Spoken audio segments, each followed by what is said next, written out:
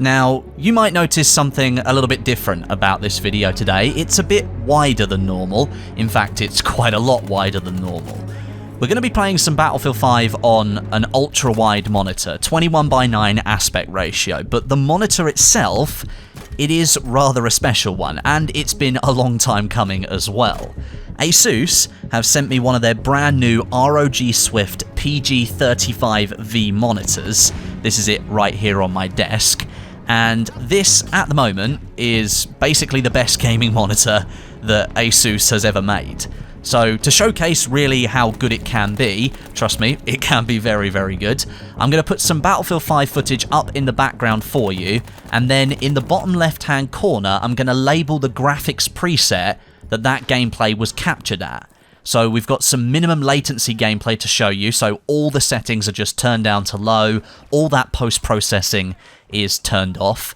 Then we'll show you some medium gameplay, which is a nice mix of settings. We'll try and balance graphical quality and performance, and then max fidelity, cranking everything up to ultra, turning on all the post-processing, and we're going to throw in motion blur as well for full cinematic effect. So you guys can see just how adaptable and powerful this monitor really is. We're going to run through some of the specifications first of all, so that you guys have some kind of idea of the hardware inside this package. The PG35V, it runs at a resolution of 3440 by 1440, and that, for me, puts it right in the sweet spot for gaming at the moment, that 1440p resolution point, but you get that extra screen real estate horizontally with the wider 21:9 aspect ratio. It's a 35-inch monitor diagonal, so this is no small monitor by any means. You can see from the footage here, it takes up a sizable portion of my desk. And previously, before I put this monitor on it, this desk housed two 27-inch 16:9 ASUS 1440p monitors. So this has basically replaced those with one longer, wider monitor. And it's got some other killer features. It's got HDR support, it's G-Sync Ultimate certified, that'll cut out any input lag at lower FPS, and for me, this is the biggest one, a 200Hz refresh rate.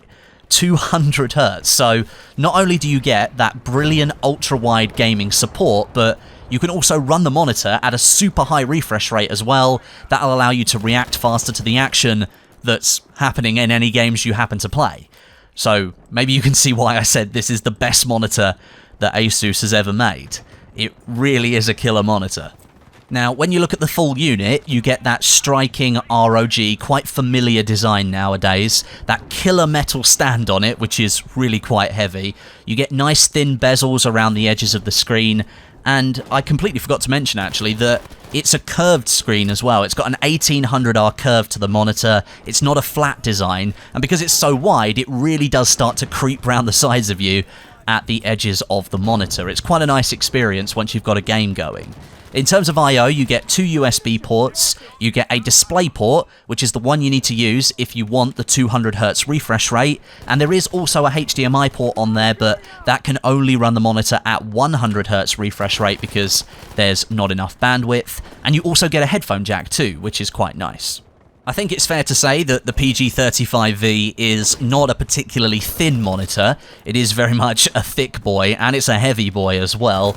But the build quality is top-notch, so the extra bulk that you've got on the back, where the stand connects in, and the stand itself, that is rather protruding. That doesn't really bother me very much, but if you've got quite a shallow desk at home, that extra bulk might cause you a problem. That said, I remember the days of playing video games with CRT monitors, and those things would stick out a good foot or so from your bedroom wall. Times really have changed. Right then, enough of the specs, let's look at some Battlefield 5 gameplay on the PG35V. We're going to start off with minimum latency, so this turns all of the settings right down to low as much as possible, and also we're turning off all post-processing as much as we possibly can as well. Fraps is going to run in the top left-hand corner, so you can clearly see the FPS, and I recorded this footage using NVIDIA Shadowplay to try and make sure the game wasn't impacted by the recording. And I think the results, they kind of speak for themselves. I tend to play Battlefield 5 with settings as low as they can go, but only a couple of things turned up to try and take advantage of that much higher frame rate that you're able to achieve. And frankly, Battlefield 5 looks awesome on low settings anyway. In most FPS games that you play, you want as many frames per second as possible if you're looking to be competitive and you're wanting to win gunfights. The higher the resolution, the more you're able to see when it comes to further distances, since there's more pixels to display that content. And the PG35V here, it honestly stands out as a brilliant performer. I was really surprised the first time I ran Battlefield 5. It was still using all my low settings, so I just played a couple of matches. And I wasn't particularly comfortable with 21:9 before using this monitor because most of those monitors had a lower refresh rate, whereas this one goes all the way up to 200 Hz. And as you can see from the FPS in the top left-hand corner, we're pushing about 150 or in the 150 FPS range with these settings. So I'm pretty comfortable using this monitor. It is a great experience if you want to push high FPS. That 21:9 aspect ratio means you can also crank up the field of view if you wanted to as well, but for this footage I've kept it to my 74-degree setting, because the higher the FOV, the more content the game has to render in, and that can mean lower frame rates. Plus you get that really weird fisheye effect as well, where content towards the edges of that field of view and the edges of your screen, they start to warp around and they start to bend a little bit. I'm not a particularly huge fan of that, so I've kept my FOV at 74. Like I said, I'm pulling in frame rates here around the 150 range at 1440p with these lower performance targeted settings, which is brilliant for a game like Battlefield 5. You've got multiple enemies to be focusing on, likely multiple items moving on the screen at any one time. It's just a great experience. 200 Hz, no screen tearing, high frame rates. It's a great experience on this monitor. Switching over now, we're going to look at some medium settings gameplay, and here I've taken the medium preset for the game and then disabled some features like chromatic aberration and lens distortion. Basically post-processing stuff that you don't really need and will impact the amount of frames that you can end up pushing through. And here we're looking at some rather respectable frame rates around the 120, 115, 110 mark. That's probably the minimum FPS I'd want to be seeing if I'm trying to play Battlefield 5 properly, trying to do my best to win gunfights and matches. If I was like messing around, then frame rate isn't really an issue, but having been on PC for over a decade now, I've just grown accustomed to having higher frame rates, so seeing them around that 120 mark here, that's pretty good for 1440p 21:9 ultra-wide settings. I'm not sacrificing too many frames, and my game looks a little bit more graphically intense than it did before.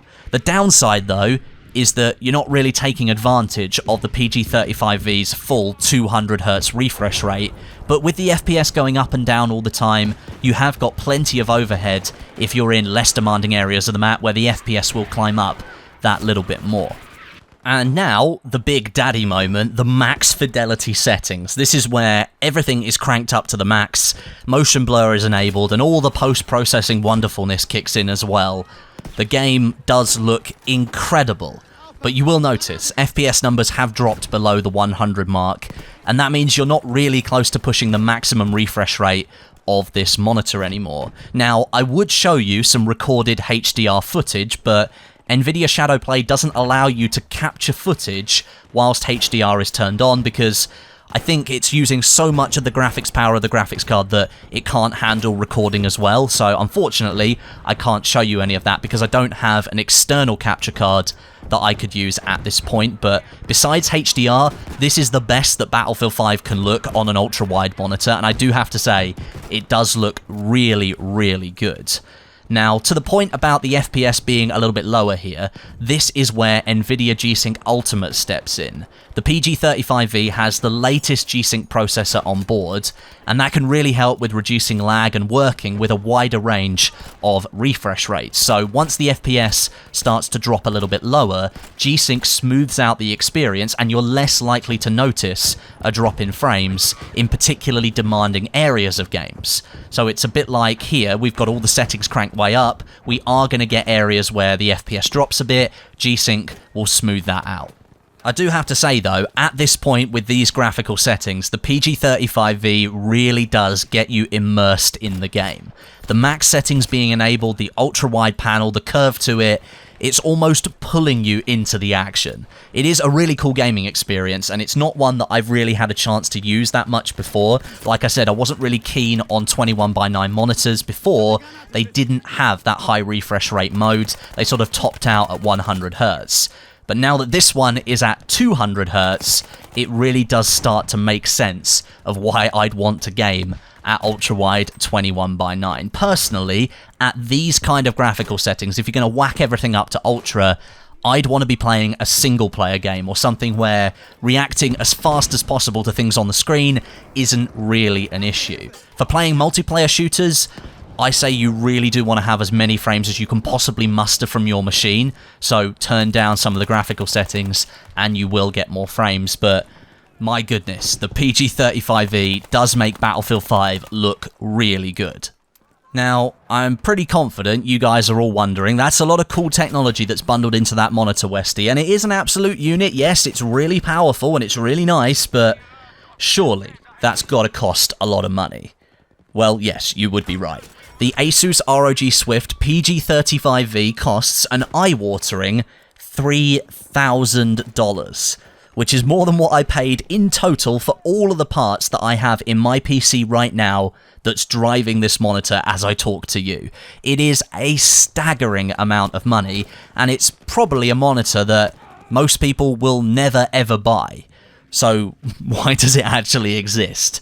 Well, as far as I can work out, the PG35V, it's a boundary pusher when it comes to the technology that we have on offer at the moment. You've got that 200 Hz high refresh rate display, 1440p resolution, 21:9 aspect ratio, HDR support, full array local dimming, G-Sync certification, G-Sync Ultimate certification I should say, and it's able to immerse you in your gaming experience pretty much like no other monitor.